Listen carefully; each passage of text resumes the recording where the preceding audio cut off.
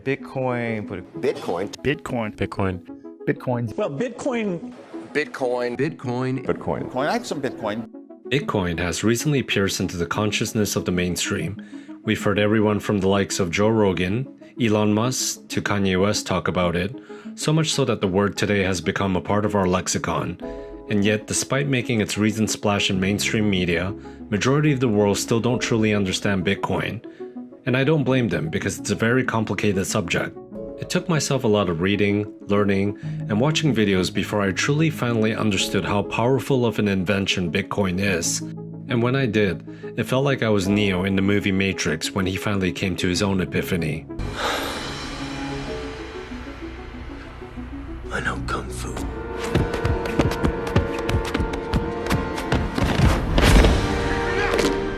It was an out-of-body experience, just because I finally understood how revolutionary and transformational Bitcoin is going to truly be. In this video, I'm going to explain to you why I believe firmly that Bitcoin is going to reach $10 million one day. Yes, I know that most of you will think that this sounds crazy, but if you keep an open mind and watch until the end, I promise I will lay out all the facts for you and also show you how Bitcoin presents itself as one of the best risk-to-reward investment ever. So hang tight and enjoy.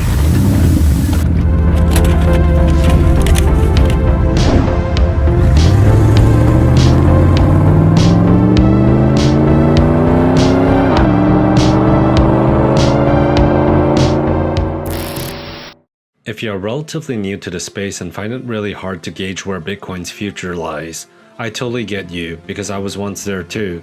For the most part, even the mainstream media still does not fully grasp the transformational change that Bitcoin is going to usher in.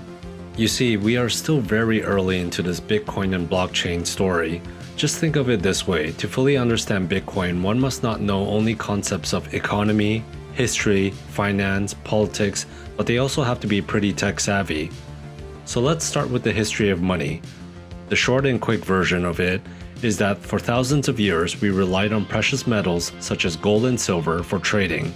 There's only so much gold we can dig up, so this in turn makes it very scarce and valuable, great for a medium of exchange.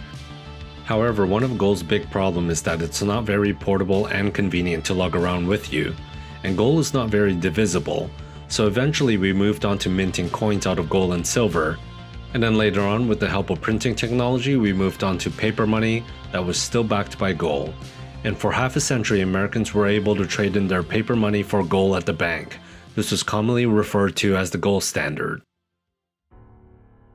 Well, in 1971, President Nixon decided to take the dollar off the gold standard, therefore allowing the Federal Reserves to have full control over the money supply, essentially allowing them to print money out of thin air. And each time they do this, they dilute the current money supply, in other words, inflation of our money. Fast forward to today, all money is created and influenced by various governments and central banks around the world. This has become a huge problem, you see, because it only stands to enrich those who are in power, such as the governments and central banks. And we have countless examples of how devastating this monetary policy has been. We see countries such as Zimbabwe, Venezuela go through hyperinflation, where their money supply has been inflated at such a high rate that it requires them to take stacks of money just to buy everyday items. Here are some examples. This is how much it takes to buy a whole chicken. How about some beef? A roll of toilet paper? Or perhaps some carrots? The housing crisis. Real estate prices across the world are skyrocketing, as rich people are using them as investment vehicles instead of homes. Largely because their wealth can be protected from fiat inflation.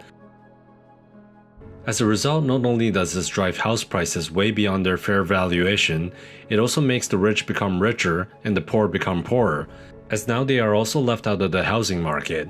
Take a look at this website, hilariously entitled Crack Shack or Mansion. Based on how ridiculous the house prices have become in Vancouver, Canada, upwards of almost $2 million for what most would call a regular house in North America. This housing trend was largely responsible for the famous 2008 financial crash with the subprime mortgages. And what did the governments do then? They bailed out the big bankers who were largely responsible for the crash in the first place. And once again, the feds printed out more money, diluted the money supply to help out their banker friends. The crash caused many people to lose their houses,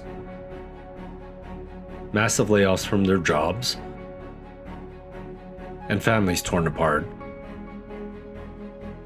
It's estimated that the average American household lost a third of its net worth during the recession from the 2008 financial crash, and has since contributed to the further rising inequality gap throughout the world. Fast forward to today, take a look at the real-time national debt counter. America is at a historic all-time high debt of $23 trillion. And the global debt is sitting at $247 trillion. And renowned economists around the world are once again predicting another crash that is going to happen within the next 2 to 5 year window. At this point, it goes without saying that the monetary policy that Nixon did by taking us off the gold standard is completely flawed, as the money supply is now controlled by governments and central banks, and is showing more and more cracks day by day. Here's where Bitcoin comes into the picture and why it matters. It rose from the ashes of the 2008 financial crisis by an anonymous person or a group of individuals by the name of Satoshi Nakamoto. Poetic in the way that it has surfaced, the Bitcoin white paper revealed to us a different way of governance. A new decentralized system has evolved from the concept of the peer-to-peer decentralized BitTorrent network to something that we now refer to as the blockchain. The Bitcoin blockchain is a growing list of records called blocks, which are chained together using mathematics, code, and cryptography. It is open source, transparent, maintains a global record of an open ledger for everyone to see. A Bitcoin is divisible to 8 decimal places, making it infinitely scalable. There will only be 21 million Bitcoins ever minted. Therefore, for the first time in human history, something that is truly scarce that can be used as a global currency and a store of value. The network is decentralized by people around the world who run a Bitcoin full node, and it can be colluded. Therefore, we also know its monetary policy ahead of time. The network is guarded by what we call miners.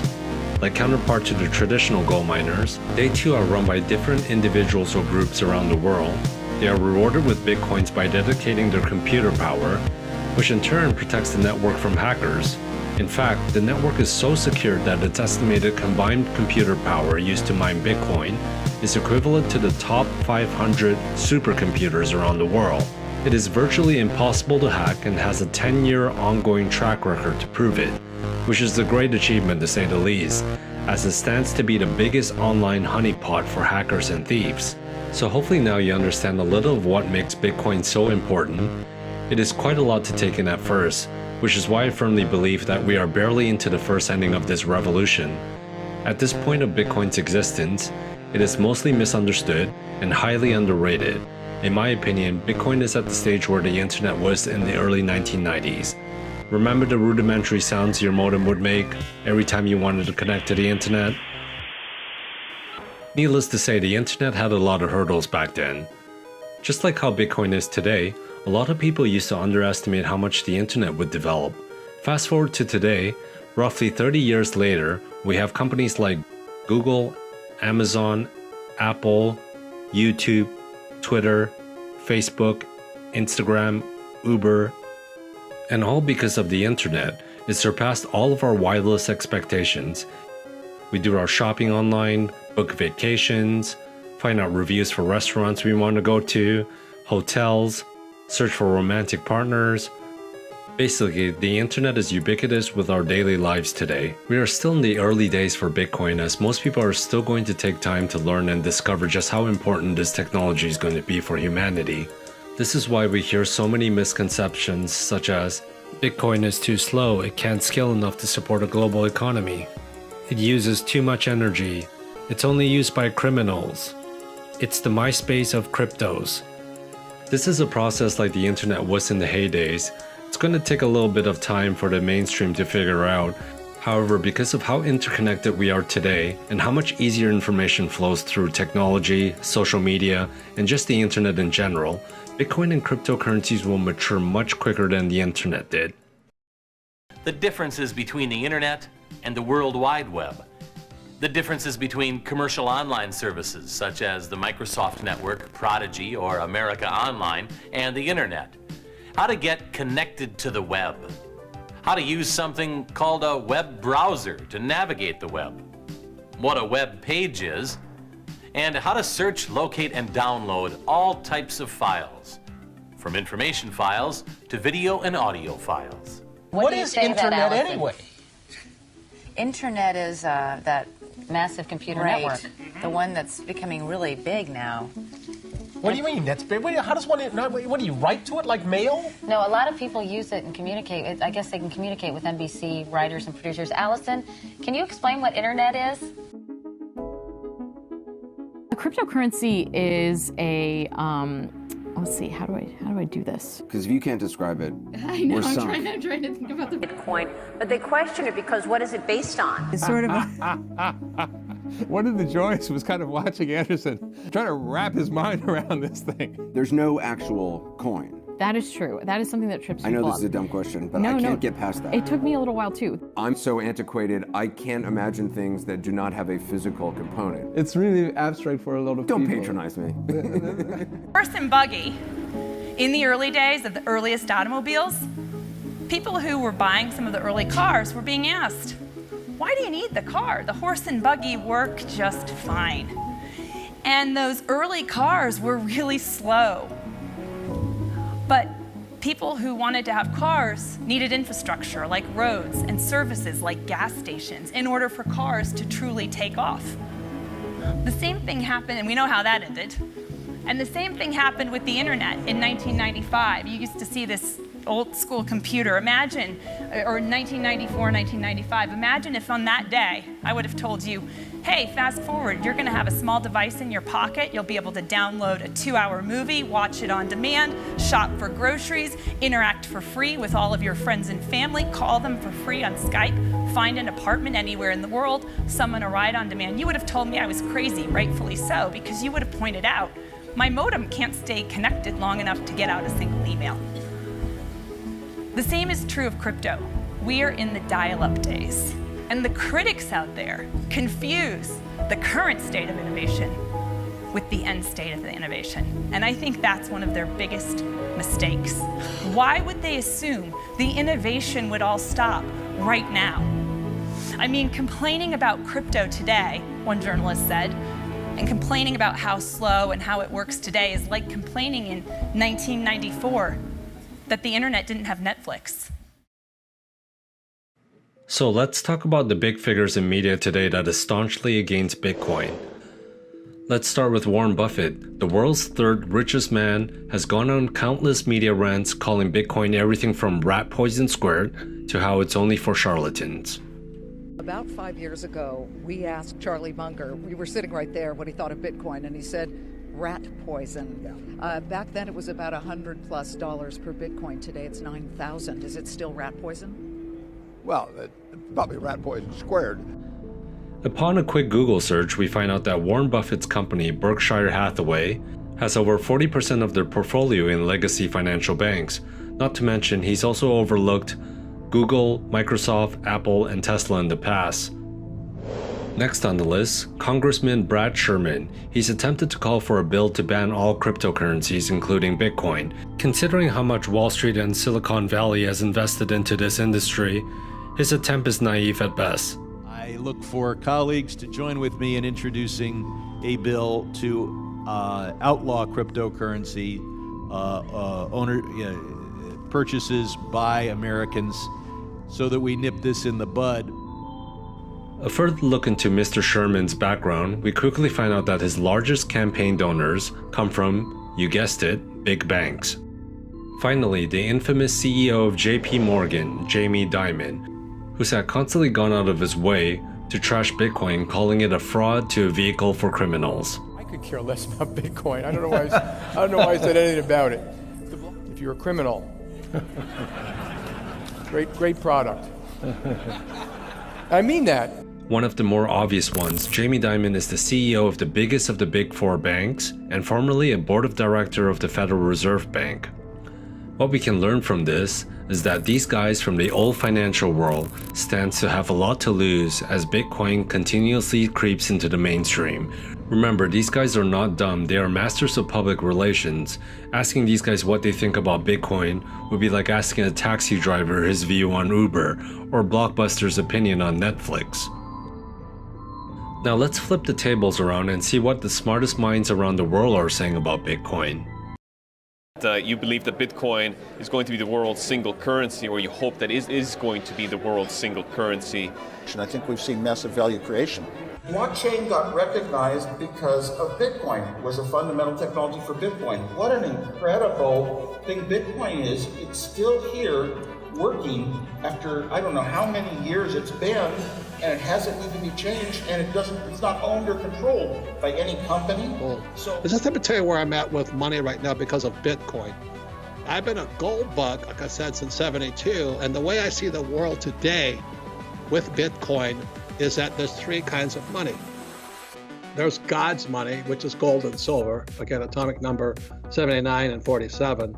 Then there's government money called fiat money or currencies, which is the dollar, the euro, the yen, the peso.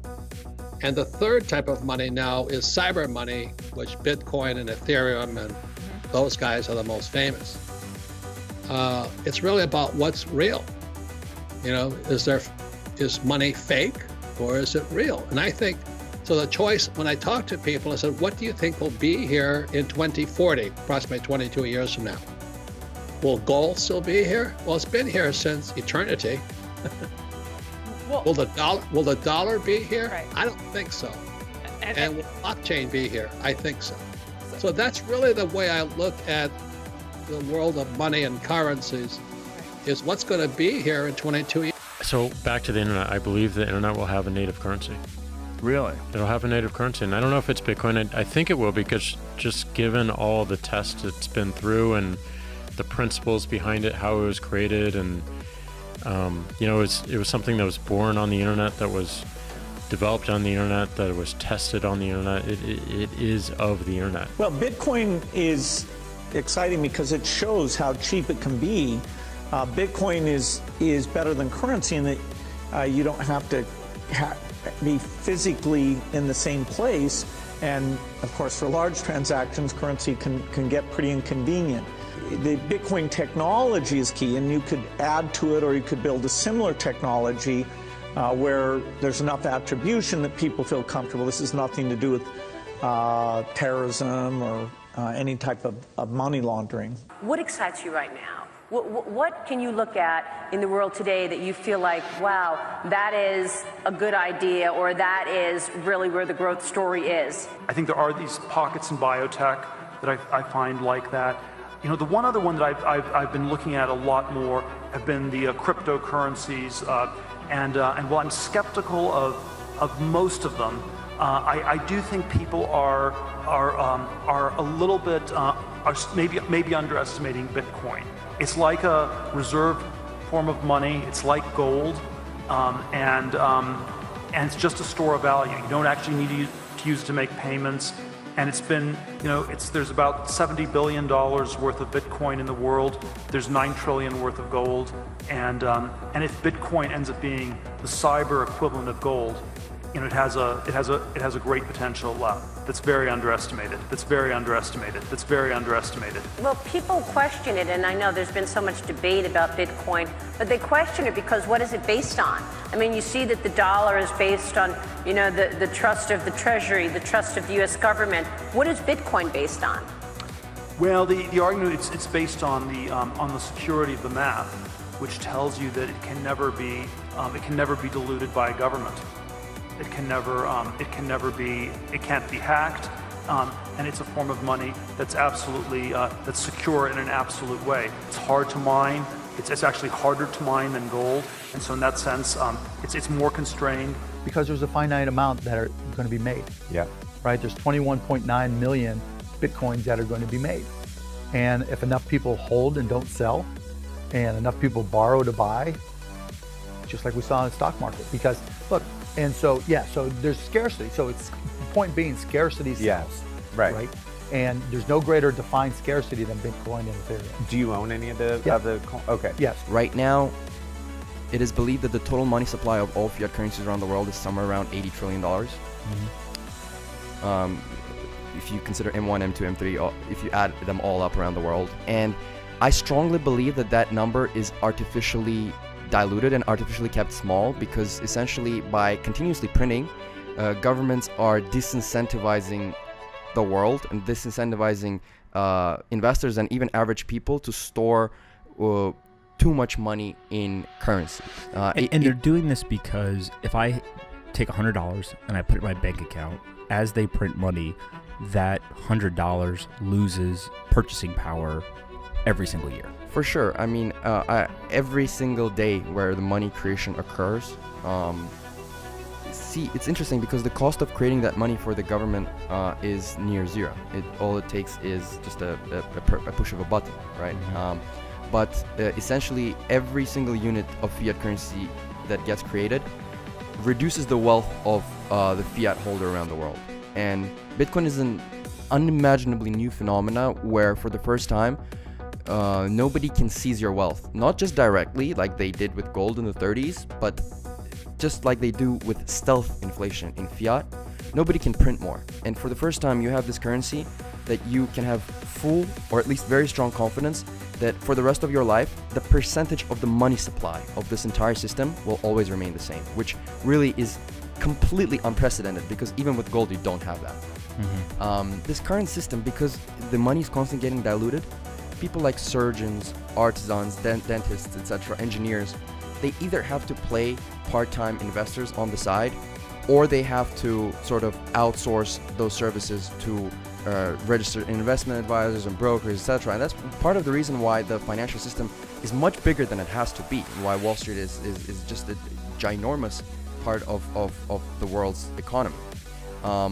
If we had something like gold, or better yet Bitcoin, then you could save your wealth and it would actually gain a little bit of purchasing power every year without having to sort of have this anxiety-riddled wave of activities that you need to do. And it's actually quite crazy how in today, I'm not even talking about the second or third world where this isn't even an option, even in the first developed civilized Western world, you have to create a diversified portfolio of equities, bonds, small caps, munis, commodities, FX, derivatives sometimes, etc., just to preserve your wealth.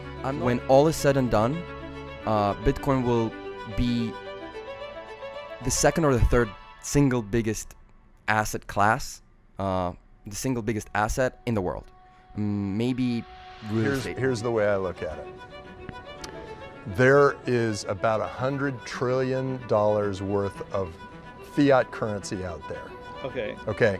Fiat currency is poor currency. It's tied to political whims. It's tied to political parties. Bureaucrats control it. It's not really that good for you. And all of the new, best, brightest engineers are working on cryptocurrencies. And so my belief is that over some period of time, and I don't want to go into it in too great of depth, but over some period of time, the cryptocurrencies will eclipse the fiat currencies. So we're looking at about 1,000 times on what we've got now. So let's talk about some of the catalysts that's really going to drive Bitcoin to the millions and eventually to the end game of $10 million per Bitcoin.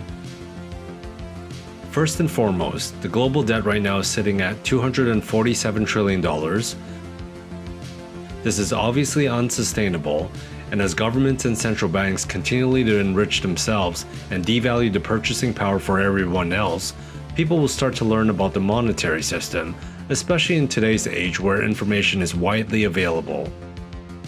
Second, as more and more corrupt governments around the world start to steal wealth from their citizens through the printing of money, countries like Turkey, Argentina, Zimbabwe, and most recently and probably still in everyone's mind, Venezuela, we are starting to see their citizens adopt Bitcoin at an alarming rate, even if it means going against a ban that their countries have made against Bitcoin.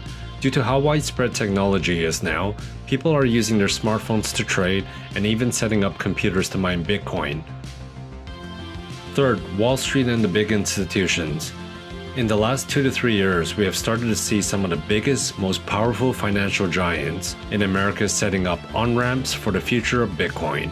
Fidelity, one of the largest asset managers in the world with approximately $7 trillion in total customer assets, have announced that they are starting a crypto exchange and that they are actively already mining Bitcoin and Ethereum.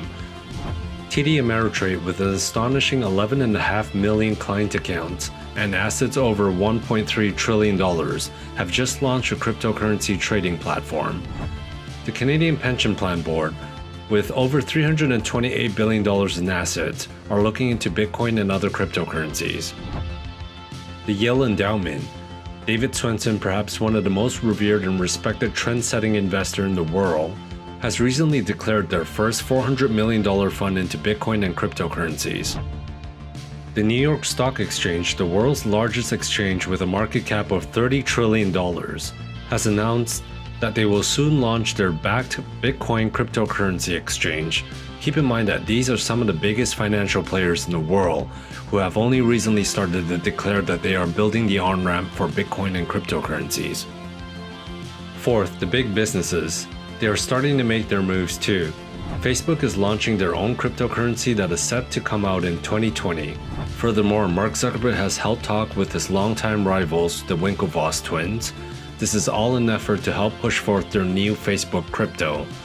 Could this be another repeat in history? Remember when longtime rivals Steve Jobs and Bill Gates finally put aside their differences and came together to help each other achieve mass adoption with Windows and Apple? Most people underestimate this move, but one just has to remember how Facebook is the world's social network and has a reach beyond most people's imagination, introducing their billions of users throughout their ecosystem of Facebook, Instagram, WhatsApp, and Oculus is going to be absolutely huge. Samsung, the world's second biggest smartphone manufacturer, has released a Bitcoin and crypto wallet native to their flagship smartphone line. And in a few years, it is my strong belief that every phone will come equipped with a Bitcoin wallet.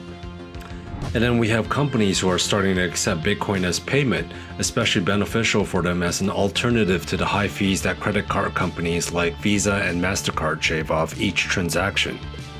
For example, here are some of the big names. They include Microsoft, Starbucks, Whole Foods, KFC, Shopify, Wikipedia, and this list is going to expand year by year until every business will eventually start offering payments in Bitcoin and other cryptos to avoid the third-party rent seekers such as Visa, MasterCard, PayPal, who take a cut out of every transaction that's no longer required. Finally, perhaps the biggest catalyst of all is demographics. As the baby boomer generations are starting to get into their retirement stage and dropping out of the workforce, millennials are starting to rise up. Within the next 10 years or so, they are coming to the stage of their lives where they are building up their career and earning money, and saving up for a house, a vacation, their kids' college fund, or a retirement. This is the generation that grew up in the digital era, playing video games such as Super Mario, World of Warcraft, League of Legends, Fortnite, and what have you. And the idea of a digital currency like Bitcoin is second nature to them.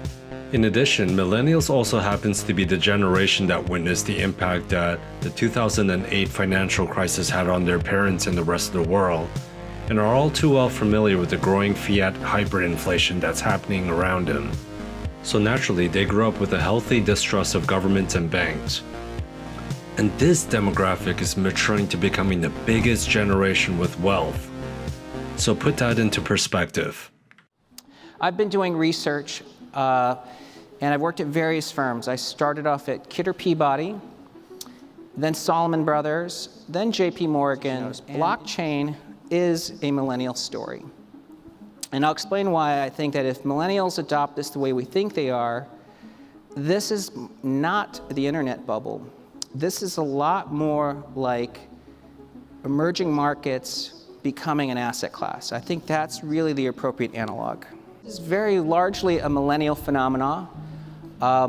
So we have to keep in mind that the generation that is going to drive this asset as an asset class isn't really us and the people in the audience. It's really going to be our kids or those who are millennials today. Well, what are millennials going to be doing in the next 30 years? Okay, something you can see a mile away. I have a population tree here, and I've lined up each of the generations. The millennials are now just entering two critical periods, the home buying years and their investing years. So let's think about housing. I've lined up each generation when they were aged 21 to 35, and I colored each. The red is silent, the boomers are light blue, Gen X is gray, and the millennials are blue, dark blue. Housing starts have peaked with every generation's peak cohort size. This tells us housing is going to likely boom through 2030. So stay long housing, I guess, right? It's really bullish. But let's talk about investment years. Savings flow, okay, so the investment pool of prime income age earners is running about $1 trillion a year today. Okay, so every year there's $1 trillion that the people aged 35 to 60 allocate. And today, it's dominated by boomers and Gen X. But the millennials are now just entering these prime income years. So what did the silent generation do when they dominated the prime savings flow? They actually bought gold. Gold was $40 when we went off the gold standard in 1971. That was the first time individuals could buy gold. And when the silent generation cohort peaked, gold was $600, a 15x in a decade, just by a single generation buying gold. The boomers, we know, bought equities. What was the first year the boomers turned age 35? 1982. That shaded blue area is their first boomers to the peak size of the cohort, 1982 to 99. Coincidence? That was essentially the stock market boom. And the question is, well, what about the Gen X, which was a smaller cohort? As you can see in the middle period, the stock market didn't go anywhere. Gen X wasn't big enough to actually power the stock market higher. But here we think the millennials are going to drive equities. They like growth stocks, so we think it's going to power a stock market boom through 2038. Gen X liked hedge funds, and you can see that's essentially peaked with Gen X. But here's what I think millennials are going to do. Now remember, millennials are going to soon have $1 trillion of savings flow. Bitcoin's rise in 2016 coincides with the first millennials entering their prime savings years. Today, crypto, for every $1 billion that goes into crypto, it's turning into roughly $25 billion of price appreciation. If millennials put 10% of their savings flow, $100 billion, into crypto, that's a $2.5 trillion rise per year. And crypto is roughly a $500 trillion market cap. So we think that you may end up seeing Bitcoin by the end of the cycle as high as $10 million per Bitcoin. Some highly intelligent financial analysts, especially the younger generation, are estimating that Bitcoin has roughly 2,000% gain from today's price to its maturity. This is what makes the risk to reward ratio so great for Bitcoin, because it's not like you have to put in a lot of money to see a high gain in the future. You don't need to buy a whole Bitcoin, which is a common misconception. You can just invest a small amount, something that you're comfortable with, and just secure it and forget about it for a few years. For example, a $500 investment today could end up being $10,000 in a few years. That's with a 2,000% gain. One thing you have to remember is that because this is a new revolutionary asset class, it means we are still early in the adopter discovery phase. And therefore, volatility comes with the territory. As Bitcoin's market cap gets bigger and bigger, more people understand Bitcoin, there will be less speculation, and in turn the volatility will even out. So if you are invested right now, or you're planning to be investing soon, you have to have a strong fundamental understanding of how Bitcoin is going to change the world. Otherwise, you might just end up ultimately selling before catching up the ride to the biggest mass adoption phase of this technology. If you believe the current system that we have is meeting the needs of the world's disenfranchised and unbanked, then you can probably go ahead and dismiss cryptocurrency. But if you believe that it would add value to the global economy to get cheap, fast, and easy access for 2 billion people in the world, then cryptocurrency is something that you ought to pay attention to. And little by little, as I traveled around the world and I got to meet people, everybody had a story. And it usually started with something like, I have this problem, or we face this problem, or we had to endure this. I remember the first time I went to Argentina, I had a chance to meet an older gentleman, and he told me a story about the many monetary collapses he had to endure. And he showed me where he buried his silver after the government's money went bad. Then he told me about how the police showed up and stole his silver. So then he went to his backyard and showed me where he buried his other silver, because the first was a decoy cache. That's how clever these people get. But that's the reality that people live in Venezuela, reality they live in Zimbabwe. And after 2008, it made me think, how far are we in the United States away from that? We have 23 trillion in debt. Our leadership continues to get more and more incompetent. The global financial markets are not healthy. A few key facts to remember. Our movement continues to grow. It's easy to get a little hopeless and think that the best times are gone, but there's actually more people in cryptocurrency today in 2019 than there were at the peak of the market in 2017. More businesses being started today, more venture capital entering the space, more diverse capital entering the space, stronger business models. Recently, Samsung just announced that apparently crypto's coming to their phones. 3 to 5 years, that's going to be a standard for pretty much every smartphone, probably including the iPhone. And all these major consumer platforms, from Messenger to Windows itself, are prime candidates to integrate infrastructure. So our movement is growing. You'd see that kind of volatility, but I think it's going to level out once the futures contract picks up steam, once options are written on, and then there's other products like ETFs and whatnot. I think you're just going to start to see it like level out and look a little bit boring. But the interesting thing is like the opportunities now, when it's volatile, when it's small, when it's risky, that's your opportunity to make money. When there's a high risk, there's a high reward. When it gets boring and stable and kind of caps out at couple trillion dollar market cap, there's really not much more room to go unless big. I was talking to one of my 60-year-old friends, Stan Druckenmiller, who's maybe the world's greatest speculator. And I'm only 53, and I was like, Stan, you're old. Because he was like, well, Bitcoin, gold, you can feel gold. But I was talking about my daughter. I said, if I give my mother digital flowers for Mother's Day, my mother will look at me and maybe slap me. And I'll hear a whole bunch of curse words coming at her. But if my daughter gets digital flowers from her boyfriend, she's like, oh, he loves me. Our youth are growing up in a world that's digital. You go to China, no one carries cash, right? It's all electronic payments. And so as we shift into becoming more immersed in a digital world, the idea of a digital store of value, the idea of digital gold makes a whole lot more sense. It doesn't for most of the guys in this room with bald heads. I see a lot of bald heads out there because we didn't grow up immersed in our phones. There's a generational shift that's happening in the way that investors think about gold. So the younger generation, I grew up, I was born after the gold standard, didn't grow up during a period of war where you had to be able to store your money via something like gold. Younger generation, money is digital. Anybody who has a phone can now access this new asset class. And so you have what is approximate $68 trillion of wealth, $68 trillion of wealth, $68 trillion of wealth being handed down from boomers to X's and Y's and millennials over the next 25 years. That's not going to stay in gold.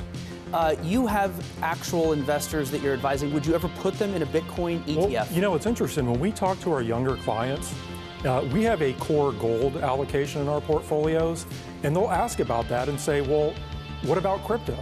And if you talk to primarily millennials and ask them which they prefer, Bitcoin or gold, it's a landslide. It's not even close. It's like 90%. It's like 90%. It's like 90% prefer Bitcoin. And as you can see, the headline reads 20% of young Americans own Bitcoin, the report says. No. When I made that stupid statement, which got all those things, I called it fraud, my daughter sent me an email saying, Dad, I own 2 Bitcoins.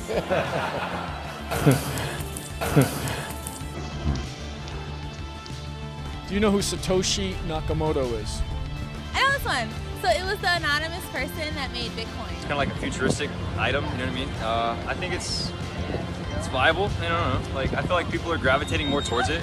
Do you know what a Bitcoin is? Yeah, every time I get on the Cash App, they say I can do the Cash App with a Bitcoin. And my girlfriend, she's been trying to learn more about Bitcoin because she wants to invest and stuff. Bitcoin, Bitcoin Cash, Litecoin, and then there's Ethereum. Litecoin.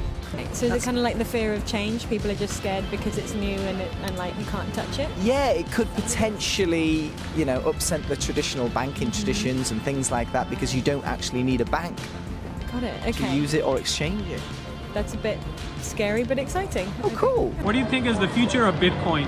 The future is the fact that you don't have to work too hard for your money. You have access to your money in an account. What do you know about Bitcoin? Bitcoin, I know the digital currency. I know there's like a possible future that will be taking over like the currency used today. I know a lot of countries are actually adopting it. But I've invested a small amount and I'm going to leave it in there for like years to come. Yeah. You know, What do you think is the future of Bitcoin? There's not going to be any more cash. It's going to be all about Bitcoin. You think Bitcoin's going to take over? Yeah. Oh, yeah, I agree with you. Thank you. I think it's on the way. It's on the come up. I mean, it's kind of low key right now. Not a bunch of people know about it, but I think it's on the way up to be one of the bigger apps of the world. Like, it's on the way up. This college? No, I'm a senior in high school. They're talking about Bitcoin in high school, and is this right? Yeah, my economics class. And what school do you go to? I go to Parkview High School. Parkview High School. Yeah. This is good. This is props for Parkview High School. In the next 10 years, it's going to be huge. It's going to blow up everywhere, you know? Do you think you'll be able to spend Bitcoin at Starbucks one day? Yeah, I think so. Really? Yeah. It's the future. Then you come up with a number of about $2 to $5 million per Bitcoin. We just wrote a piece that we believe that Bitcoin is going to go to 10 million. $10 million per Bitcoin price in today's terms, without even counting the sort of the inevitable hyperinflation of fiat currencies. And so this is my reasoning. So you think that a single Bitcoin will be worth $10 million in today's money? Mm-hmm. Yes, I do. Going to the next stage, which will be the solution to the world debt problem. Then we will go to $10 million. A single Bitcoin will be worth $10 million in today's terms for one Bitcoin. That will be a $160 trillion market cap or network value, a 2,000x increase between now and our death. So we think that you may end up seeing Bitcoin by the end of the cycle as high as $10 million per Bitcoin. $10 million per Bitcoin. $10 million per Bitcoin. The beautiful and amazing thing about Bitcoin is that not only is this technology going to be transformational to the world, it's going to liberate people from governments and banks who's had control over the money supply and the ability to fund wars through the printing of money and diluting the purchasing power of everyone else through inflation. But Bitcoin is also going to really reward those who have an early fundamental understanding of its peaceful revolution. We no longer need to rely on governments or banks to control the supply of money, and instead put the faith into mathematics, cryptography, and computers. In a funny way, if you really think about it, Bitcoin's combination of being deflationary, only 21 million Bitcoins ever will be made, decentralized, digital, uncensorable, unseizable, transparent, peer-to-peer, is really a first of its kind ever in human history, making it really a get-rich scheme and a revolution built into one. I hope you guys are just as excited about this new digital revolution as I am. If so, please hit the like, subscribe button. Also be sure to share and retweet this video to your friends and family to ensure that the newcomers into the space have the tools and knowledge to accelerate this inevitable future of Bitcoin and blockchain. The decentralized revolution has only just begun. We are all stakeholders in this ecosystem. I love you all, and I hope you have a wonderful day. Peace.